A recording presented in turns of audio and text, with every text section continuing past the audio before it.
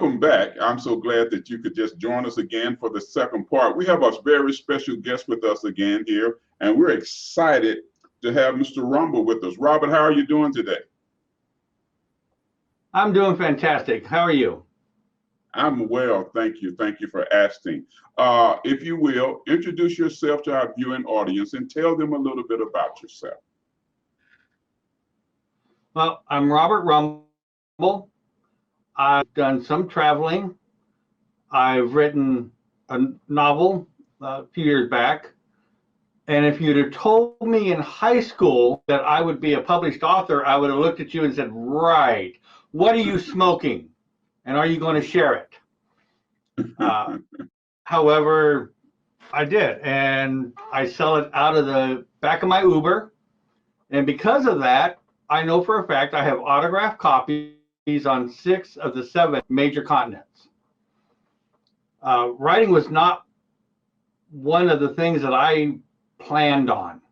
I actually went to college and majored in computer science. But I had an opportunity to go to China and teach English. And when I was over there, I had this reoccurring dream, and somebody said, well, why don't you write it down? I'm going, duh, I know that. And I wrote probably about 3, maybe 4 chapters, and I was kind of reading through it and asking myself, where's this going? Next thing I knew, I had a novel, and then I sat on it for several years because I had no idea what to do with it. And that's how I ended up writing the first novel. Wow. Now that's I've yeah, Thesila's yeah, so anybody can write a novel. I did it. Yeah. Interesting. So talk to us a little bit about your book. I'm looking here. It says The Cave. As I was doing some research about your book, they talk about the cave, and then you say magic is real. Unpack that for us and tell us a little bit about the book. Well, the book's based around 5 strangers from Earth, from different parts of Earth, and they wake up in this cave and quickly realize that magic is real. They don't know how they got there. They don't know where they are. And at times it seems the planet is kind of helping them. But after nearly avoiding some slavers, they decide that the cave is not the place to be. There's no exit. So they strike off trying to figure out where they are and how to get home.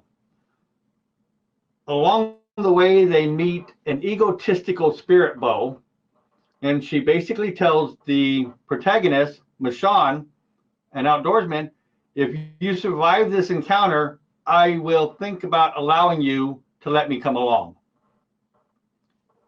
And so he does survive, and they do travel. She kind of acts as interpreter, if you would, because they don't really understand the language. They can understand each other, but they can't understand anybody that's there. Okay. And she kind of gives them a little bit about history and kind of as a guide, but she has her own reasons for helping them. And they end up coming across the powerful wizard in the area and find out about a prophecy where an off-worlder will restore the moon staffs and replace the princess back on the throne. And it turns out that the bow, Delistra, is the princess that he has to replace on the throne. But he doesn't know that until later in the book. But the magic users don't want that to happen. Hence, they have the power. They want to keep it.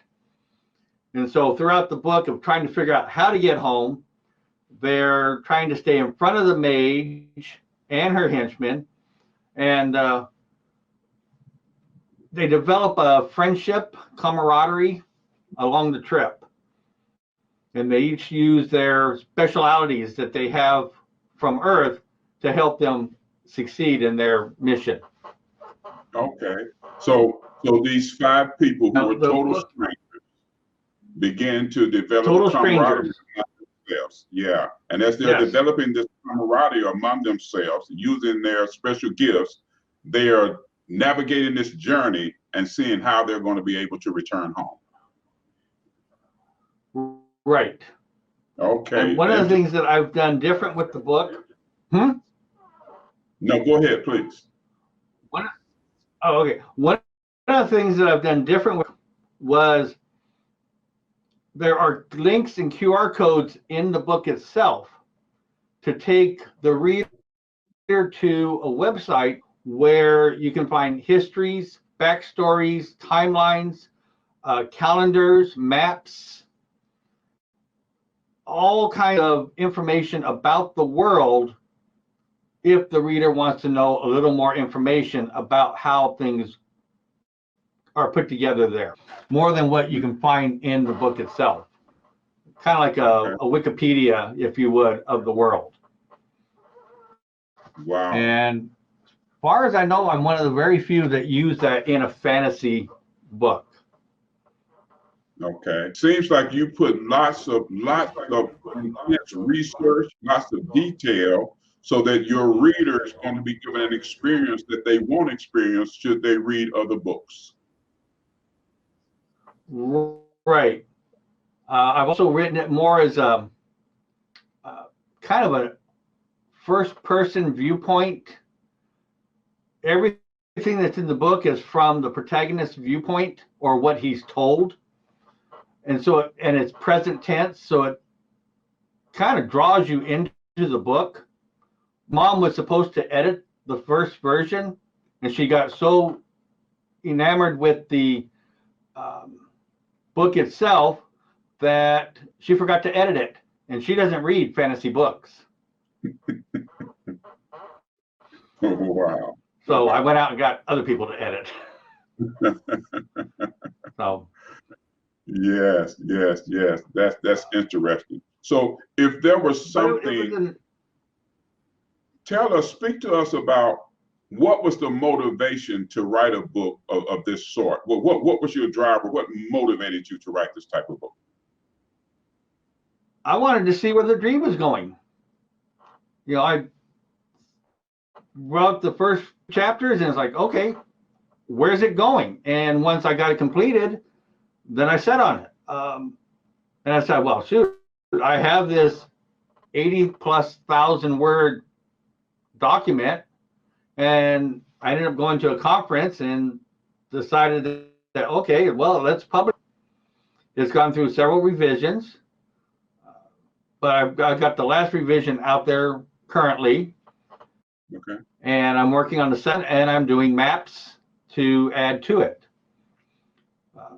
And oddly enough, I actually enjoy writing the book. And if you would have told me in the beginning that as a fiction author, I would have to do research, that would have been another one of those, wait a minute, it's coming out of my head. What do you mean I got to do research? I ended up doing a lot of research. So, but the second book should be out shortly this year. And the world is getting expanded. Early on, I played a lot of RPG games, Dungeons and Dragons, RuneQuest, and such. And I've had people tell me it reads like one of the games. Okay. I don't know if it's good or bad, but that's what it does. Yeah. So your feedback is that you've taken the video and actually put it on paper where people could actually read it and go back and read and find out things about that. Even the video, it's a tabletop game. Dungeons and Dragons, they're tabletop games. A group of people get around and play. Yeah. And that's put into a story in a book. Wow. I have lots of stories from that put into books. That's interesting. I do a lot of writing between the website and the books. And for someone who didn't like English in high school or college, I'm still amazed that I've got to the point where I enjoy doing the creative writing aspect of it. Yes, yes, yes. Now that's powerful because you say creativity. So as a writer, as an author, when you're writing these books, there's a lot of creativity that's involved in that. Talk to us about that for a couple of minutes, and then I'm going to give you an opportunity to tell people how they can contact you. I have passengers in my Uber talk to me all the time about where I get my ideas from.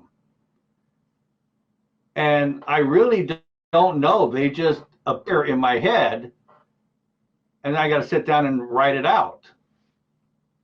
Where they actually manifest themselves, I'm not sure. I've always been a creative person. I have worked to continue to be creative, and I think that has helped a lot. But I don't know where they come from. It just is there, and then I act upon it. And that's the key factor, is you get the ideas, you have to act on them, or they disappear in the wind. Excellent. You get the ideas, you have to act upon. Okay, we have a little time left. Do this for us. Tell our viewing audience how they can contact you, if there's an email or website, and how they can get your book. In about 1 minute, share that with us. Okay. Here's the book itself, and you can get it at robertrumble.com. It's also on Amazon, and my email is robert@authorrobertrumble.com. Again, that's robert@authorrobertrumble.com. Excellent. We want to thank you for coming on and our special guest, sharing this information with us. Just fascinating, as I've had a chance to go on and really look at the book and kind of explore it a little bit, found out how fascinating. I saw how things just actually came together. We're excited, and thank you for being our guest. I'm Dr. Larry Carnes. You've been watching Spotlight TV. Make sure that you join us again for our next broadcast. Thank you so much for joining us. Thank you, Robert.